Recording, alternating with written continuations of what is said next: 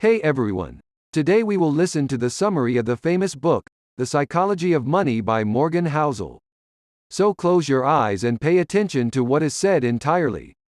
Maybe you learn something which will affect your life. So let's get started in 3, 2, 1. Slow and steady wins the race, said Casey Smith. The Psychology of Money by Morgan Housel is a book about investing, personal finance, and business decisions. Housel describes how financial decisions are typically taught as a math-based field, where data and formulas tell us exactly what to do. But in the real world, people don't make financial decisions on a spreadsheet. They make them at the dinner table, or in a meeting room, where personal history, your own unique view of the world, ego, pride, marketing, and odd incentives are scrambled together.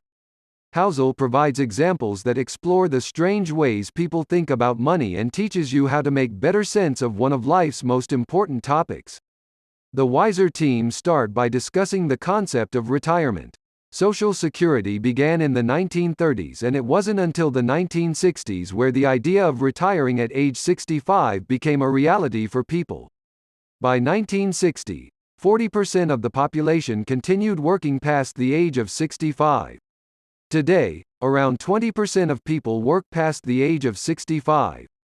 With the advent of 401 kiloseconds in the late 70s and the Roth IRA in 1998, these funds help supplement pensions and Social Security, making retirement a reality for more people. So much that today there is approximately $36 trillion in retirement assets waiting to be spent down. Life, liberty, the pursuit of happiness and compounding. Housel devotes a chapter to the power of time and compounding. Take Warren Buffett as an example. Buffett's net worth is $84.5 billion. The interesting thing to note is that he accumulated $84.2 billion of that after the age of 50. And $81.5 billion came after the age of 60. Buffett started working early. At age 10, saved early and invested a large portion of his earnings, allowing it to compound.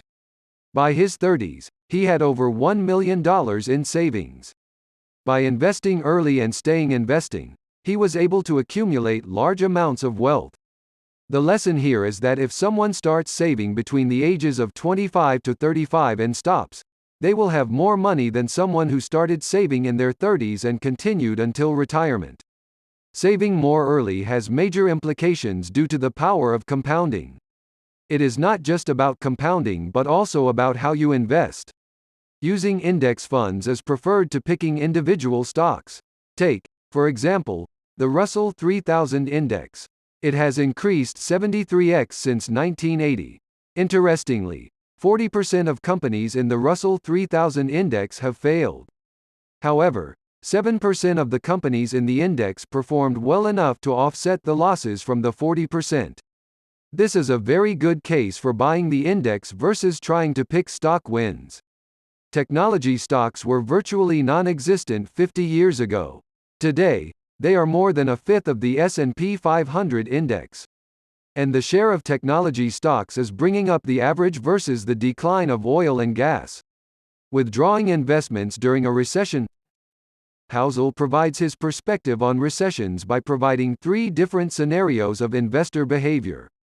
These scenarios describe how staying the course and not withdrawing or changing your investment behavior when the market drops is critical to long-term success. The group discusses the power of fear on investor psychology and how the media uses fear to scare investors into making irrational decisions about their investments. Keeping your cool during uncertain times is key. Rich versus wealthy. Someone can be rich, live lavishly and still not be wealthy. The Millionaire Next Door by Thomas J. Stanley is another great book that describes those that live less lavishly and are wealthy because they live within their means, save and thus achieve wealth. When we have wealth, we can control our time and time becomes the currency. It provides you with an opportunity to use your money in the ways it benefits you. The cost of investing for the long term is that you may experience some volatility. Building investment portfolios with a long-term approach is critical for success. A question we sometimes hear from clients is, what do I do with my savings? Your savings is not supposed to pay you anything. Having enough money in savings gives you the freedom to make different decisions about a new job, house, car repairs, etc. Building savings and having a reserve as your safety margin. Thank you so much for listening. Goodbye. And make sure to subscribe this channel to get notified when the new one comes up.